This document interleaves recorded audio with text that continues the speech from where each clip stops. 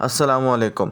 आज मैं आपके लिए लेकर आया हूँ एक बहुत ही लाजवाब पनीर काठी शवारमा, जो सॉफ्ट और स्पाइसी पनीर फिलिंग, ऊपर से क्रीमी सॉस और फ्रेश वेजीज़ का कम्बिनेशन है।